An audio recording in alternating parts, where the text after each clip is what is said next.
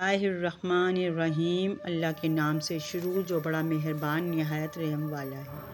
السلام علیکم دوستو، کائنات اسلام میں خوش آمدید۔ ایک پیاری دعا کے ساتھ، اے رب کائنات، ہم تیرے پاک نام سے دن کی ابتدا کرتے ہیں۔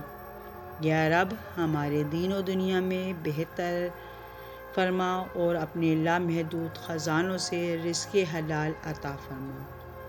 مجھے اور مجھ سے جڑے تمام احباب کے لیے آسانیاں عطا فرما، آمین ثم آمین۔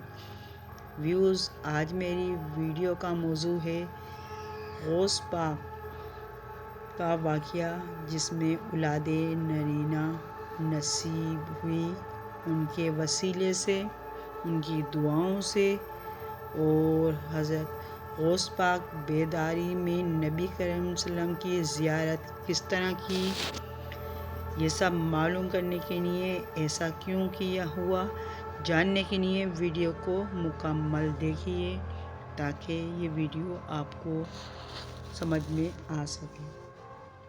چلیں شروع کرتی ہوں۔ حضرت شاہ ابو المعالی رحمۃ اللہ علیہ تحریر فرماتے ہیں، ایک شخص نے حضرت سیدنا غوث پاک رحمۃ اللہ علیہ کی خدمت عالیہ میں حاضر ہو کر عرض کیا، آپ رحمۃ اللہ علیہ کے اس دربار میں حاجتیں پوری ہوتی ہیں، یہ نجات پانے کی جگہ ہے، بس میں اس بارگاہ میں ایک لڑکا طلب کرنے کی التجا کرتا ہوں۔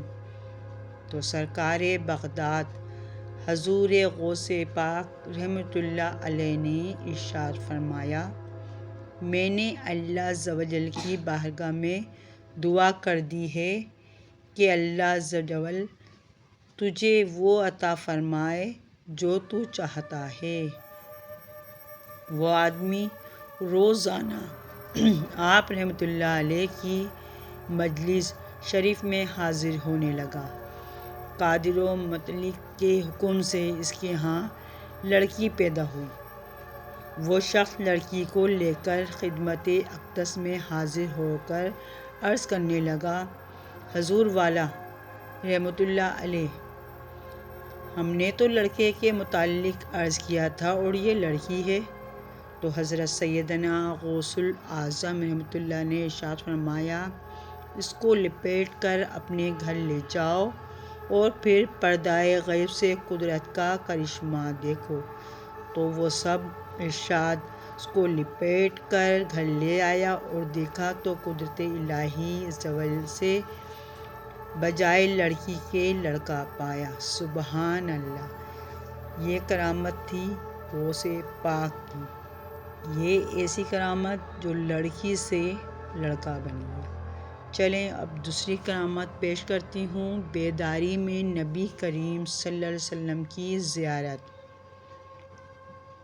خواب میں تو لوگ زیارت کرتے ہی ہیں، یہ غوث پاک کی ایک ایسی کرامت تھی جو بیداری میں نبی کریم صلی اللہ علیہ وسلم کی زیارت کی۔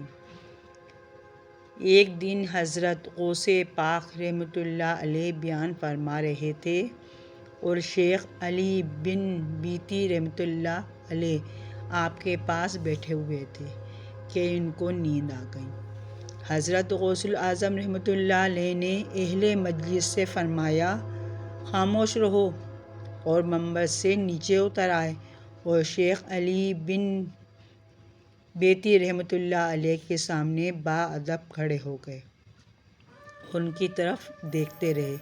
جب شیخ علی بن بیتی رحمۃ اللہ علیہ خواب سے بیدار ہوئے تو حضرت غوث پاک رحمۃ اللہ علیہ نے ان سے فرمایا کہ آپ نے خواب میں تاجدار مدینہ راحت و قلب و سینہ صلی اللہ تعالیٰ علیہ وآلہ وسلم کو دیکھا ہے؟ انہوں نے جواب دیا، جی ہاں۔ آپ رحمۃ اللہ علیہ نے فرمایا، میں اسی لیے باادب کھڑا ہو گیا تھا۔ سبحان اللہ! پھر آپ نے پوچھا کہ نبی پاک صاحب لوگ صلی اللہ علیہ وسلم نے آپ کو کیا نصیحت فرمائی؟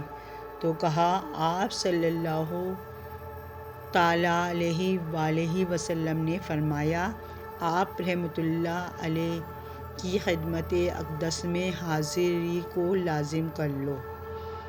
بعد ازیں لوگوں نے شیخ علی بیتی رحمۃ اللہ علیہ سے دریافت کیا کہ حضرت غوث اعظم رحمۃ اللہ علیہ تعالیٰ کے اس فرمان کا کیا مطلب تھا کہ میں اسی لیے باادب کھڑا ہو گیا تھا۔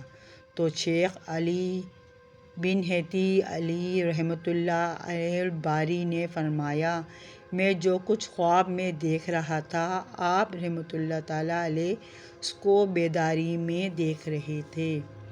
اس کا مطلب تھا کہ وہ جاگتی آنکھوں سے حضور پاک کو دیکھ رہے تھے، جو حضرت شیخ علی بیتی علیہ رحمۃ اللہ باری خواب میں دیکھ رہے تھے اور غوث اعظم بیداری میں انہیں دیکھ رہے تھے۔